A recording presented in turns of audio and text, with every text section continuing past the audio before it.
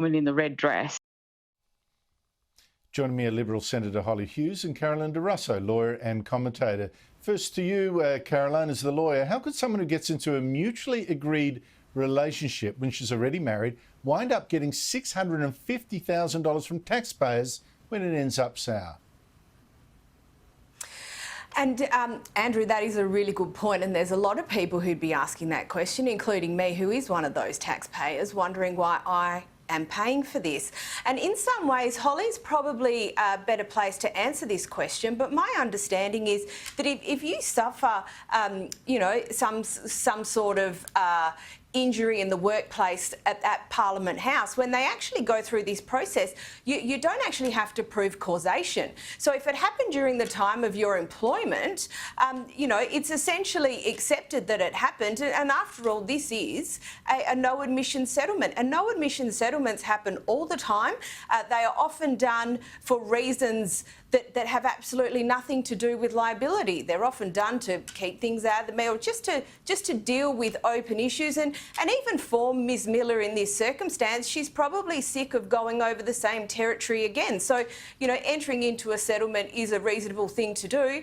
It was noted in Samantha Maiden's piece today that had this settlement not been reached, she would have been filing her claim in the federal court. Well, she very well could have done that, Andrew, but she would have had to have proven it in the federal court. Yeah, but then the government probably figures out the cost would be enormous, cheaper this way. What, are they going to get the cost back from her? I don't know. But Holly Hughes, a case like this, doesn't it infantilise women, make them seem just like the victims of men instead of, you know, agents of their own decision-making? Look, absolutely it does that, and I just am absolutely gobsmacked by this. I think it's really important that people understand not one part of this settlement was discussed with either Minister Tudge or Minister Cash, as they were at the time these claims were made. Like you, Andrew, I've gone back and had a very, very close read of Vivienne Thom's report. This is a highly credible person that conducted this inquiry. There actually were two inquiries, neither of which Ms Miller participated in. But I do, if you could just indulge me for a second, there were two comments that were made in Ms Miller's written submissions.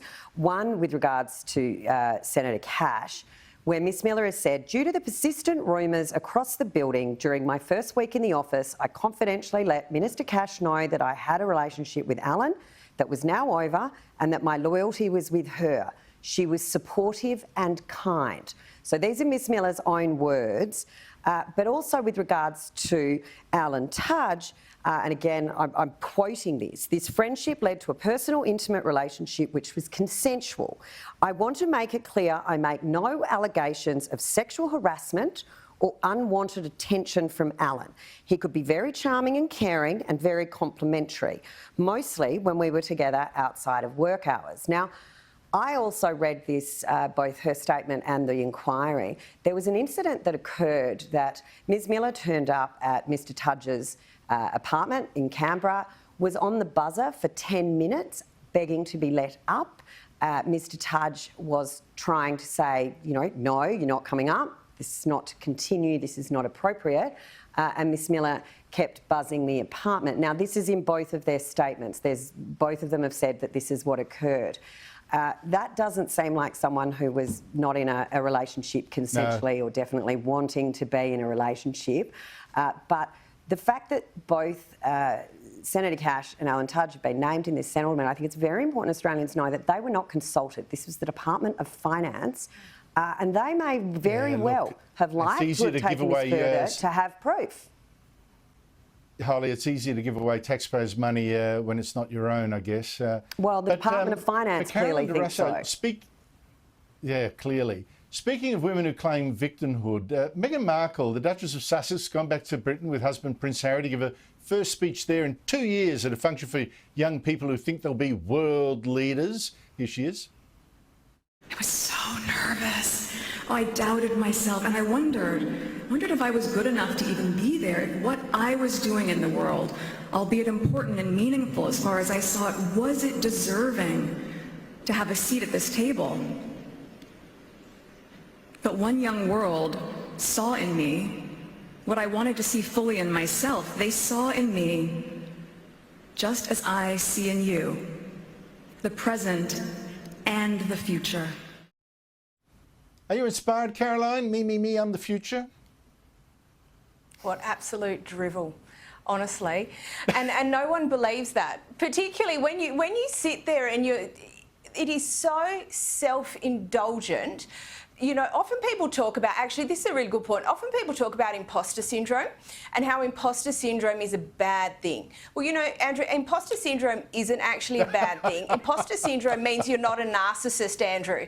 The only point I make is that even if you feel self-doubt, you shouldn't let it affect your behaviour. You shouldn't let it stop you from doing things. What she's saying is absolute rubbish. She has no doubt because she's an absolute narcissist. Holly, I'm out of time, but a quick response? Oh, well, thank you for ruining my night. I'd managed to avoid watching that all day. I mean, she's just spectacularly indulgent. It's just and it's extraordinary. self-important. I just find it... Oh, go away. People pay her Go to deliver a away. message you like wanted that. I find privacy. Go. Yeah, exactly. Carolina Russo, Holly Hughes, I'm sorry, a little truncated tonight. I appreciate your time. Great stuff. Thank you so much.